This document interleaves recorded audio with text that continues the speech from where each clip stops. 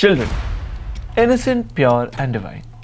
They bring joy and pride to their families, carrying forward their legacy. पर क्या होता है उस परिवार का जिनके बच्चे उनसे छीन लिए जाए, वो भी हमेशा हमेशा के लिए।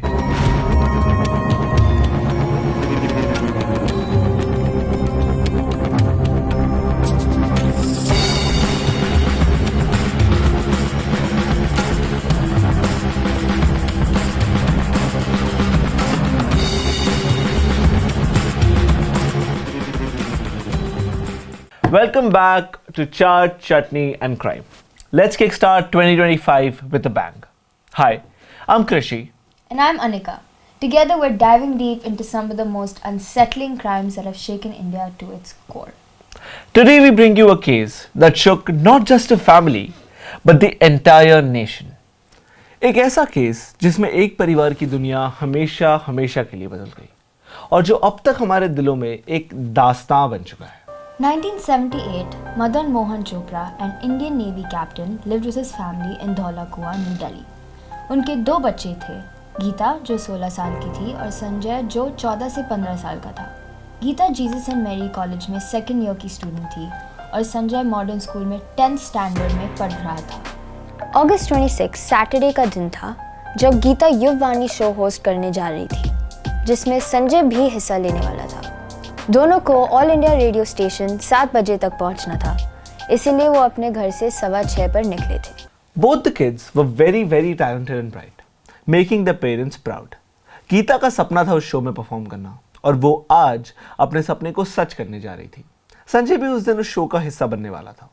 दोनों का प्लान था कि शो के बाद करीब 9 बजे अपने पापा से मिलेंगे।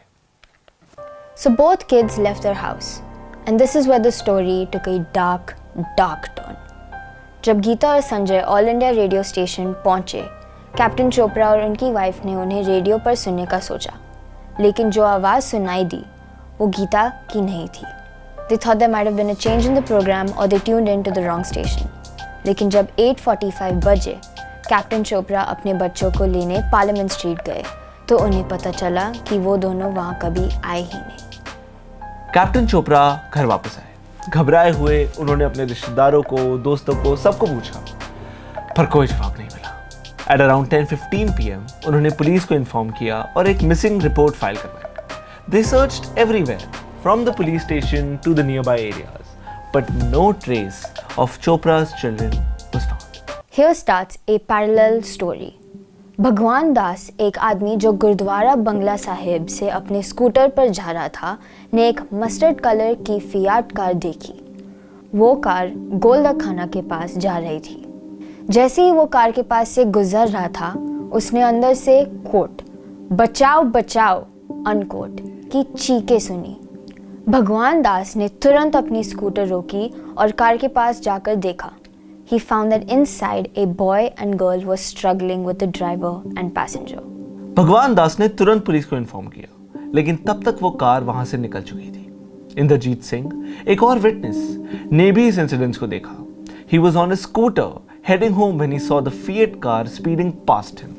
The boy inside was showing his bleeding shoulder and pleading for help. Indrajit tried to chase the car but got stuck in the traffic and the car vanished. The same day, at 10:15 PM, a patient named Vinod was admitted to Willingdon Hospital by his friend Harbhajan Singh. Vinod told the doctor that he had been beaten and there was a lacerated wound on his forehead. Since this was a medical legal case, Officer Ranbir Singh questioned Vinod about the incident. Vinod claimed that 2 to 3 men had attacked him with an iron object to steal his watch on Bangla Sahib Marg. The doctors advised Vinod to stay in the hospital, but he refused and signed a document at 11:10 PM to leave against medical advice. जब inspector को पता चला तो उन्होंने विनोद और हरभजन से कहा कि वो उन्हें उस जगह ले चले जहां उन्हें लूटने की कोशिश हुई थी। Upon inspection, there was no sign of struggle, no witnesses, and no blood stains.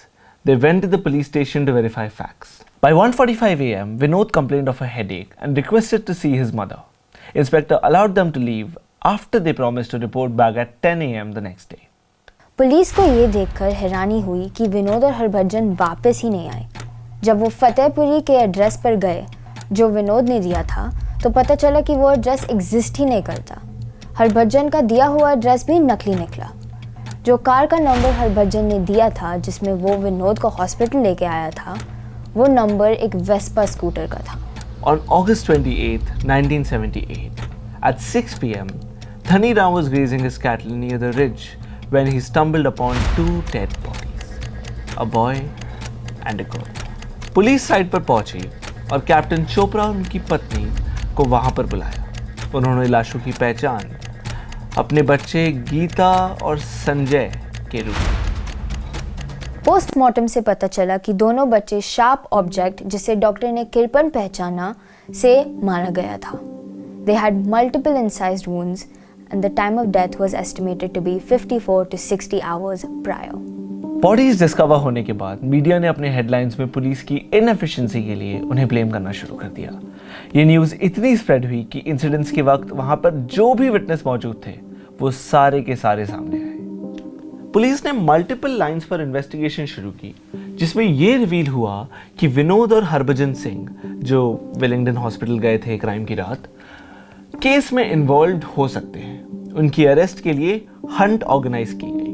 On September 8, 1978, a military train compartment was crossing through the Jamuna B Ridge, where it slowed down and two civilians got on the train. Lance Naik Gurtej Singh saw these two and told them not to enter as this compartment was for military personnel only. दोनों में से एक ने कहा कि वो भी army में ही है।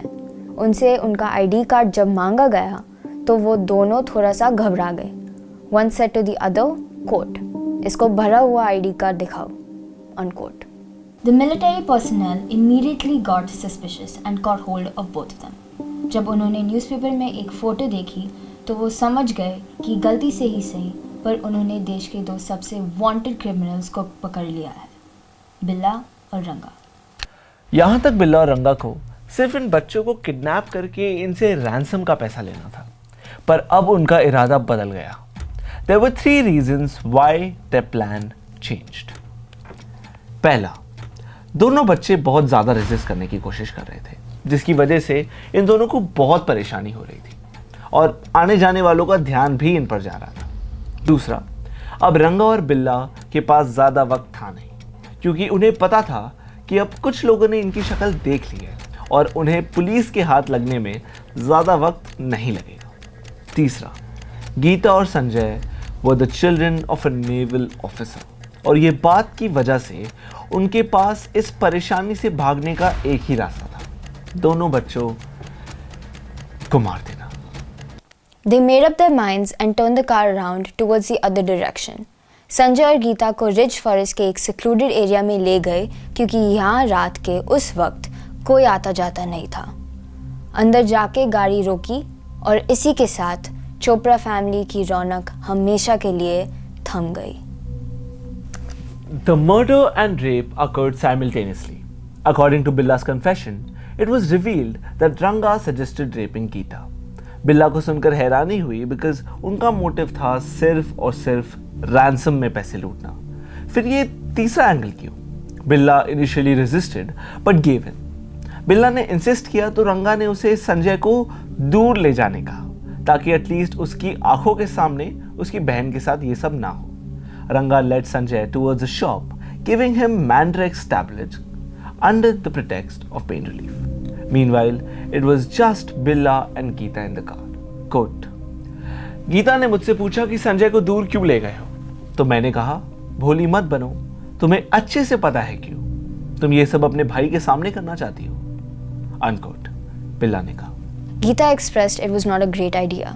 उसने ना हाँ कहा ना, क्योंकि उसे पता था उसके पास इनकी बात मानने और अपने भाई को बचाने का और कोई ऑप्शन है ही नहीं।